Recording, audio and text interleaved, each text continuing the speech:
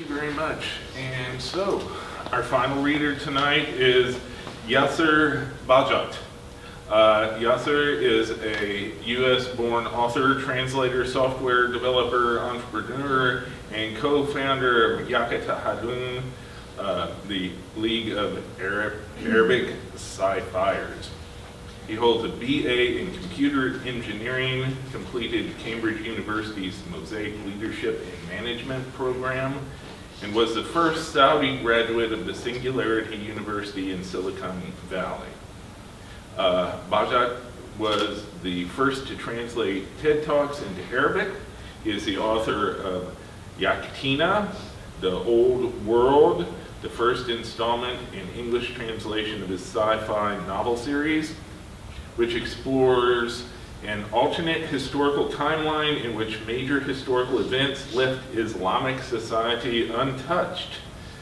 Bahjatt co-authored and translated the Saudi Arabian best-selling novel HWJN. All right, Bahjatt, come on in.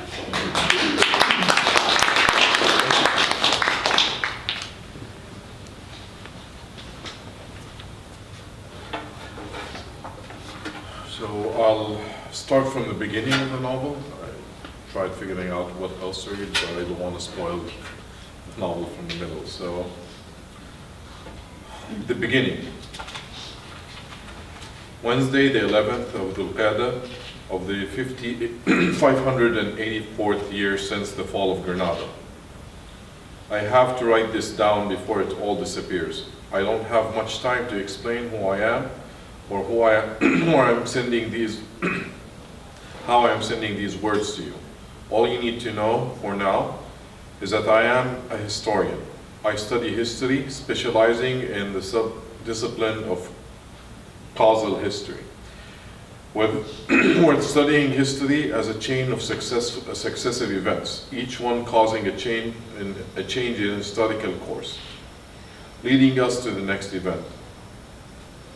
I started this particular study when I discovered an Andalusian document that completely changed my understanding of history. I will explain more when I have time, but for now I need to transmit to you all the actual text of these historical documents that I found during my research that spanned 2 decades and several continents. I will try to transmit the contents of all these documents, as each of them is very important.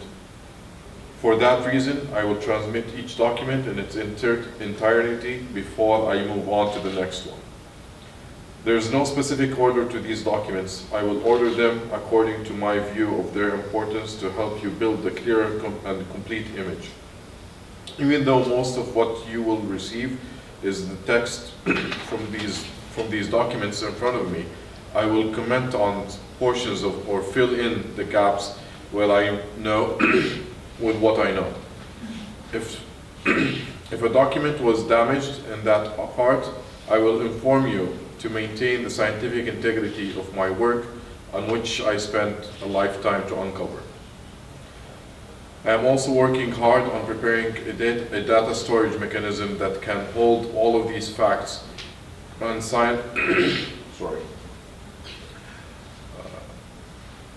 all of these facts of our history and culture to help you better understand these documents and their depth. One of these documents is the memoirs of Al-Baz al-Muqadd, translated to English as Striking Eagle. I will be attaching the literal translation of most of the names to provide some cultural context to you, so you might better understand them in the context of these notes. Despite the importance of these memoirs, they are not sorted in any chronological order, as it seems that Al-Baz did not write his memoirs day after day. Rather, he wrote them when his memories were revived during more important events that took him back to other events that he thought were related to them. That is what makes this certain document very important to this historical study, as it is the oldest known complete causal history document. Chapter 1, Oceanus. The final day of Rabi', the final day of Rabi'a, the late 291st year. 3 days have passed since I escaped my captors. I think they are still looking for me to question me so that they can go to my country and finish what they had started 3 centuries ago, to eliminate Islam and its followers. I pray to Allah to spare me such an ordeal, to not put me in that position, and to not make me the cause of unveiling the secret of my country after he had hid it for so long. I try to hide and sleep during the day and move at night, which makes it harder for them to track me down. Of course, this makes my own mission much more difficult. I need to find what remains of my shipwreck, to gather my tools and books that I will need to continue my expedition and complete my mission. I don't know how much time has passed since my shipwreck, but Rabi'a the Latter's crescent was about to disappear. The last thing I remember was the storm that night. The night of Sunday, the 23rd of Rabi'a the Latter, the Okeanos was tossing the ship around like a kid's toy passed between a bunch of guys to prevent the owner from getting to it. The sky was filled with black clouds, and the Okeanos was lit up by lightning. The air rumbled with the crashing sounds of thunder.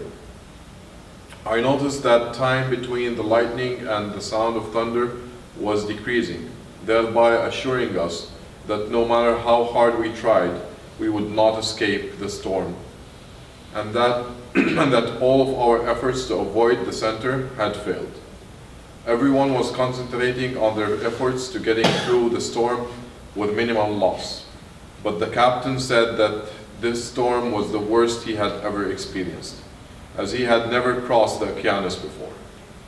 The ship's deck was in complete chaos as they tried to lower the sail that had suddenly wrapped itself around the mast. The sky lit up at the same moment we heard the thunder. We had reached the eye of the storm. The thunder was so strong that it echoed across the ship, especially off the ship's starboard side, where the lightning had struck. I guess the human brain handles time differently during a crisis, as I could almost swear that time had halted for a moment after the flash of lightning before the ship's side exploded in a flash much brighter than the lightning itself. Our world was in a total disarray. Most of the sailors were busy on the ship's deck, and losing control over the sail meant an assured destruction. The continued flow of water meant that we were going to sink. The captain surprised me when he held me by the shoulder and pulled me, ordering me to the ship's hull to help stop the water intake. When I went down below, I found the ship filled with two opposites that rarely coexist. Water filled in the ship, while fire also ravaged across it. We tried to control the water by fixing the sides of the ship from within, but to no avail. The opening that the lightning had caused was 2 men high and at least 10 arms across. I remember holding a plank of wood, trying to hold it in place as one of the sailors hammered it. The sky lit up again, and I saw a giant wave coming towards us. I held onto the side of the ship as hard as I could and closed my eyes, waiting for the moment the cold sea water would impact my body. Time passed so slowly, I remembered all of the events that led me to this moment, the events that started with the disorder that blanketed Yaqteena. How did it all start? How did it tear us apart? How it shook people's beliefs? I remembered my mother's fear when she realized what I was planning to do. To find out the truth and stop this madness. how I escaped my imprisonment that my father had put me into, to stop me from breaking the first law of Yaqteena, which forbid me from crossing the Oceanus, how I got to this ship, and how I was able to avoid the soldiers to speed east across the Oceanus. All of those memories crashed in my head like the waves were crashing in the sea in front of me. And with that thought, I remembered the wave that seemed to have taken a lifetime to reach me. I opened my eyes. In the same moment, its freezing water covered me. I tried to hold on to anything, but the sea pulled me out and threw me into the crashing waves. I wrestled the Oceanus to prevent it from swallowing me, and then the world went dark. All of my senses came alive at once. I was laying on my face on a beach where the sun had fired up its sand and temperatures that I had never experienced before. I have no idea how much time had passed while I was in that position. My entire body ached, and my back was burned by the sun and salt. Waves were slamming my feet, and I was very thirsty. I felt footsteps in the water closing in on me. Every cell in my body came to life. I did not move, hoping that I was wrong, or that or that he would just move away. But if rumors about this land were true, then there was no escape from its people, and they would not leave me alone. The steps stopped, and I felt the tip of a sword poking my back. At that moment, all of my energy returned, and I remembered everything I had learned in the art of fighting. Most importantly, the element of surprise. I moved my right leg swiftly, placing my right foot behind my assailant's leg, then pulled hard, throwing him off balance as he fell to his back while pulling his sword away from my back. I twisted my body around my waist as my left foot kicked the sword out of his hand. I disarmed him. I fell on my back and felt enormous amount of pain when it touched the hot sand that was wet, damped with seawater because of the burns I had. I ignored the pain though, as I needed to stand up before my adversary did. I pushed my body upward to stand up and look directly into my adversary's astonished eyes. I quickly ran directly towards him, knocking him unconscious with a swift kick to the head. At that moment, I noticed the shadows around me. I turned to find that I was surrounded by 8 warriors, each waving his own sword at me. I took a fighting stance while every bit of my body waited for the first move toward me.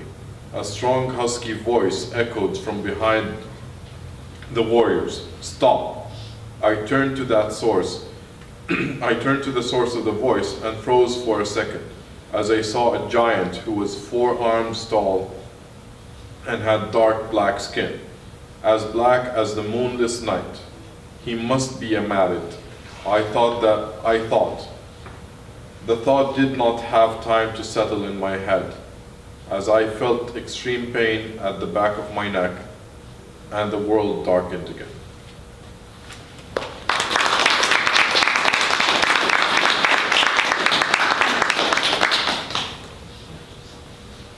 Questions? So this is